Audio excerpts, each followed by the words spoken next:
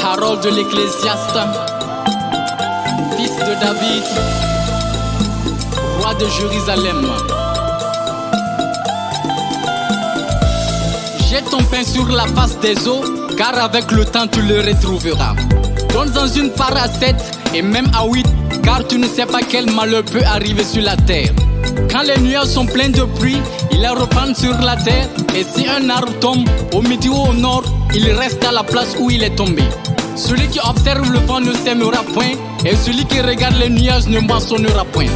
Comme tu ne sais pas quel est le chemin du vent, ni comment se forment les eaux dans le ventre de la femme enceinte, tu ne connais pas non plus l'œuvre de Dieu qui fait tout. Dès le matin sème ta sémence, et le soir ne laisse pas reposer ta main. Car tu ne sais point ce qui réussira, ceci ou cela, ou si l'un et l'autre sont également bons. La lumière est douce, et il est agréable aux yeux de voir le soleil. Si donc un homme vit beaucoup d'années, qu'il se réjouisse pendant toutes ces années, et qu'il pense aux jours de ténèbres qui seront nombreux, tout ce qui arrivera est vanité.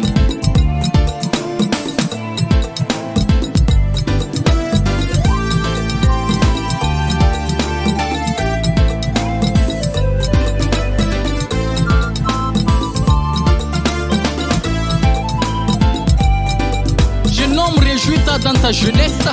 Livre ton cœur à la joie pendant les jours de ta jeunesse. Marche dans les voies de ton cœur et selon les regards de tes yeux. Mais chasse que pour tout cela, Dieu t'appellera en jugement. Bannis de ton cœur le chagrin et éloigne le mal de ton corps, car la jeunesse et l'aurore sont vanité.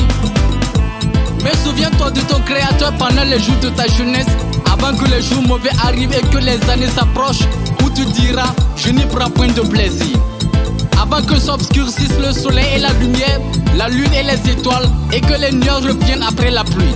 Temps où les gardiens de la maison tremblent, où les enfants se courbent, où celles qui moulent s'arrêtent parce qu'elles sont diminuées, où ceux qui regardent par les fenêtres sont obscurcis, où les deux battants de la porte se ferment sur la rue quand s'abaisse le bruit de la meule, où l'on se lève au chant de l'oiseau, où s'affaiblissent toutes les filles du champ, où l'on réduit ce qui est élevé, où l'on a des terreurs en chemin, où la mandieu fleurit, où la sauterelle devient pesante et où la crêpe n'a plus d'effet, car l'homme s'en va vers sa demeure éternelle et les pleureurs parcourent les rues avant que le cordon d'argent se détache, que le vase d'eau se brise, que le seau se rompe sur la source et que la roue se casse sur la citerne, avant que la poussière retourne à la terre comme elle y était et que l'esprit retourne à Dieu qui l'a donné.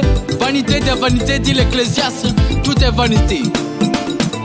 Outre que l'Ecclésiaste fut un sage, il a encore enseigné la science au peuple et il a examiné, sonné, mis en ordre un grand nombre de sentences. L'Ecclésiaste s'est efforcé de trouver des paroles agréables et ce qui a été écrit avec droiture, ce sont des paroles de vérité. Les paroles des sages sont comme des aiguillons et rassemblées en un recueil, elles sont comme des clous plantés donnés par un seul maître. Du reste, mon fils, tire instruction de ces choses. On ne finirait pas si l'on voulait faire un grand nombre de livres, et beaucoup d'études est une fatigue pour le corps. Écoutons la fin du discours, crains Dieu et observe ses commandements.